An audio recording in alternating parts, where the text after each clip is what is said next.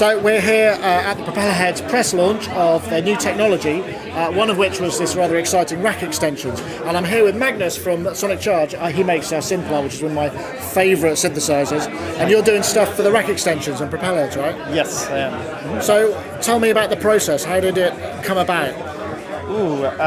Well, as some of you may know, I developed the Lidstrom synthesizer for Reason 2.0. That was quite a long time ago. And before that I worked on the earlier versions of Reason as well. So, I've been in contact with Propellers ever since. And a few years ago, they started doing research about plugins and they contacted me. So I've been involved in this process for quite a few years. Although I have not really developed anything on the SDK until just recently. So what's the most exciting aspect of rack extensions for you? There are quite a lot of things. There are, actually, honestly.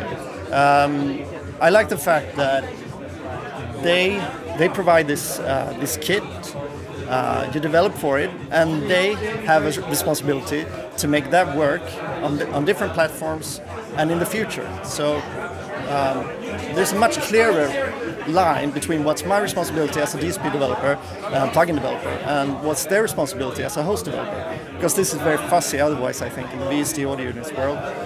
So does that mean you're going to be able to kind of spend more time getting creative and coming up with the funky stuff rather than thinking about the box and all that kind of stuff? Exactly. Right. So that's what I hope. To be able to concentrate more on, developing cool ideas and implementing them rather than, spending time on compatibility with different hosts and all that. So that's cool. So from a developer point of view, it's fairly clear, what the advantages are. From a user's point of view, I mean, what kind of is it? Just the fact that we're opening up the whole Reason package to more third-party distributors or third-party manufacturers? I mean, what else is there? Well, from the user's perspective, I mean, Reason is unique. There are unique features in Reason that you won't find in other programs. Like the most obvious example is the backside with all the cables and the CVs and all that. And that gives me some ideas of what you might be able to do, and with the combinator as well, to be able to combine different modules in interesting ways. Perhaps make smaller modules that are more specific. Like a VST audio unit has to be able to do everything nowadays. Well, you don't have to worry about, the RTAS installer or any of that stuff. No. So, I mean, in terms of, are there obviously there are limitations because you've got a format to work with. But, I mean, in terms of what else you can do you find that it is going to allow you to do things that you just can't do anywhere else? Yeah. There are limitations, definitely, especially in this first version. Quite frustrating limitation from my point of view. There are some stuff that I want to do that I can't do right now. I hope to be able to do it in the future, but it gives me possibilities to do stuff that I can't do in other hosts. Like, as I said, the inputs and outputs on the backside.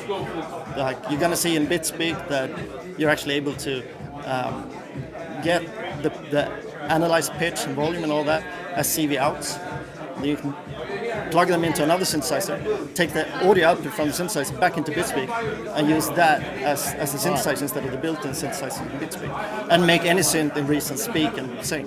So that's pretty cool. And in terms of pricing, I mean, is it going to change the way you think about pricing your own products? I mean, does it make it sort of cheaper to make, or are you looking for? We'll see. I don't know. It's so early. I mean, if it is as easy to make as I hope, then it might change. I mean, my products are not really that expensive already, so I don't know. It's still, it's a smaller market. Reason users, there are a lot of Reason users, but there are even more VST audio users. So we'll see. I can't answer that. Okay.